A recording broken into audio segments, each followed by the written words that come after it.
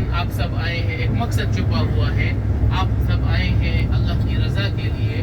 انسان جب آتا ہے میقات سے احرام باندھتا ہے اور یہاں پر آتا ہے مکہ مکرمہ، اللہ تعالیٰ نے مکہ مکرمہ کو وہ مقام و عزت و مرتبہ عطا فرمایا ہے کہ جو بھی انسان اللہ کے گھر کی زیارت کی نیت سے مکہ مکرمہ آتے ہیں تو وہ میقات سے احرام باندھتے ہیں. میقات وہ مقام ہے جو نبی علیہ السلام مبارک نے مقرر فرمائی ہے. جب ہم میقات سے احرام باندھتے ہیں تو ہم اپنے اللہ کے سامنے اپنی عاجزی انکساری مفلسی پیش کرتے ہوئے کہ یا اللہ میری اتنی اوقات نہیں کہ سلے ہوئے کپڑے پہن کر آپ کے گھر میں آؤں، تو 2 چادر احرام کے اوڑھ کے ہم مکہ مکرمہ آتے ہیں. پھر یہاں پر آ کر کیا کرتے ہیں؟ کعبہ بیت اللہ کے ساتھ چکر لگاتے ہیں. اللہ اکبر. توحید کی وحدانیت بیان کرتے ہوئے کہ یا اللہ 7 آسمانوں میں 7 زمینوں میں ہمارا رازق مالک خالق فقط اللہ، وہی ہمارا رب ہے اور ہم ان کے بندے. اس کے بعد ہم کیا عمل کرتے ہیں؟ جا کے صفا مروہ کے ساتھ چکر لگاتے ہیں. میرے بھائی اور بہنوں، آج آپ مکہ مکرمہ میں گھومے پھرے، آپ نے دیکھا سب سوکھے پہاڑ ہیں مکہ مکرمہ، ٹھیک ہے نا. یہاں پر نہ تو کھیتی باڑی ہے، نہ کوئی سبزی ہے، کچھ بھی نہیں ہے. تو جب ابراہیم علیہ السلام نے اما ہاجرہ اور اسماعیل علیہ السلام کو وادی مکہ میں چھوڑا، تو جب وہ چھوڑ کر جا رہے تھے تو اما ہاجرہ پوچھتی ہے کہ آپ کیوں ہمیں چھوڑ کر جا رہے ہیں؟ ابراہیم علیہ السلام جواب نہیں دے رہے. یہاں پر ایک راستہ ہے جس کو اشارہ ابراہیم خلیل کہتے ہیں. ابراہیم علیہ السلام وہاں اس راستے سے گزرے تھے، اس لیے اس کو ابراہیم خلیل کہتے ہیں. تو جب چھوڑ کر جا رہے ہیں، اما ہاجرہ پوچھتی ہے کیا یہ اللہ کا حکم ہے؟ تو پیچھے مڑ کر نہیں دیکھا، صرف سر ہلایا. تو وہ بھی پھر آخر نبی کی بیوی تھی، انہوں نے کہا اگر یہ اللہ کا حکم ہے تو اللہ ہم کو ضائع نہیں کریں گے. وہ چھوڑ کر جاتے ہوئے اس جگہ کے لیے دعا کرتے ہیں کہ یا اللہ اپنے اس گھر کو امن کا گہوارہ بنا دے. اور یقین مانے ابراہیم علیہ السلام کی دعا ہے کہ یہاں پر اللہ کی ہر ایک نعمت موجود ہے. یہاں پر کوئی کھیتی باڑی کچھ بھی نہیں ہے، سوکھے پہاڑ ہیں، سب پہاڑوں میں کوئی سبزی وغیرہ نہیں ہوتی، لیکن اللہ کی شان دیکھے کوئی ایسی نعمت نہیں ہے جو یہاں پر نہ ملتی. 35 سے 40 لاکھ کا مجمع آتا ہے حج کے دوران ایک ساتھ سب مکہ مکرمہ میں. لیکن یقین مانے ہر کسی کے زبان سے آپ نے یہی سنا ہوگا کہ بھائی رزق بہت ضائع ہوتا ہے. کسی سے یہ نہیں سنا ہوگا کہ بھائی مجھے کھانا نہیں ملا، ختم ہو گیا. اس طرح ہے نہیں ہے. اگر کس شہر میں 35-40 لاکھ لوگ چلے گئے تو وہاں پر تو کھاد آ جائے گا. لیکن یہ ابراہیم علیہ السلام کی دعا ہے کہ یہاں پر اللہ نے بے پناہ رزق عطا فرمایا.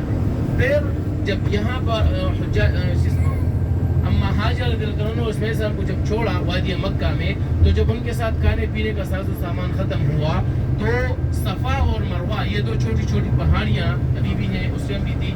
تو اما ہاجرہ رضی اللہ عنہ پانی کی تلاش میں صفا سے مروہ تک جاتی، مروہ سے صفا تک آتی. تو جہاں پر یہ بھائی حضرات تیزی سے جاتے ہیں، بہنیں آہستہ چلتی ہیں، وہاں پر اما ہاجرہ رضی اللہ عنہ کو اپنا بیٹا نظر نہیں آتا تو وہ تیزی سے جاتی تھی. اس لیے عورتوں کے لیے تیزی سے اما ہاجرہ چلی گئی اور مرد خود تیزی سے جاتے ہیں.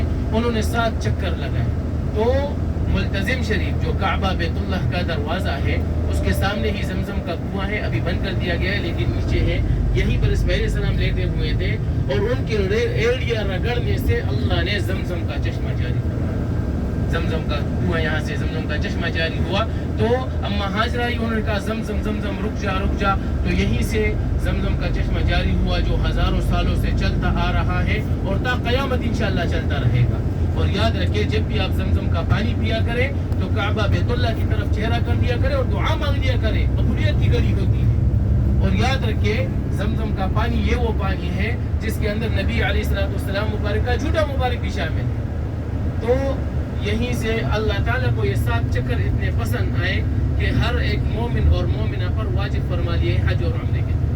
اس کے بعد ہم کیا عمل کرتے ہیں؟ اللہ، ہم خود ہی جا کے اپنا سر منڈوا لیتے ہیں. دنیا میں جب کوئی غلط کام کرتے ہیں تو دنیا والے اس کا سر منڈوا کے کیا کچھ کرتے ہیں، ہم خود ہی اپنے گناہوں پر پشیمان ہو کر جا کے اپنا سر منڈوا لیتے ہیں کہ یا اللہ معاف فرما دیجیے.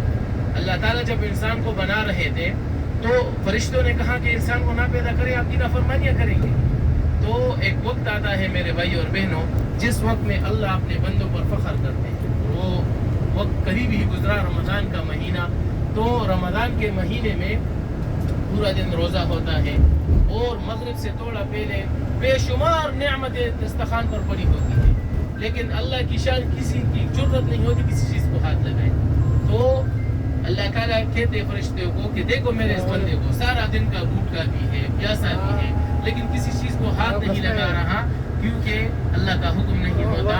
تو جب اللہ اکبر کی صدا بلند ہوتی ہے, افطاری ہوتی ہے. اسی طرح جب انسان عید کی نماز پڑھنے جاتا ہے تو اللہ کو سب پتہ ہے, لیکن اللہ فرشتوں سے پوچھتے ہیں کیوں سب اکٹھے ہوئے ہیں. تو فرشتے فرماتے ہیں انہوں نے رمضان کے روزے رکھے یا صلہ مانگنے آئے ہیں. تو اللہ فرماتے ہیں جاؤ سب کو کہہ دو کہ تمہارے سارے گناہ معاف فرما دیے. ایسے ہو گئے جیسے ماں کے کوکھ سے جنم ہے. تو اسی طرح جب انسان عمرہ بھی کرتا ہے اس کے تمام گناہ اللہ تعالیٰ معاف فرما دیتے ہیں. بہرحال یہ جو کسی تشریح تھی, ابھی آپ جو بھی عمل کریں گے تو آپ کو پتہ ہوگا کہ کس مقصد سے کر رہا ہوں. بہرحال ابھی ہم اپنی اگلی زیارت کی طرف آ گئے ہیں, جبل النور کی طرف. جبل النور وہ پہاڑی ہے جس کے اوپر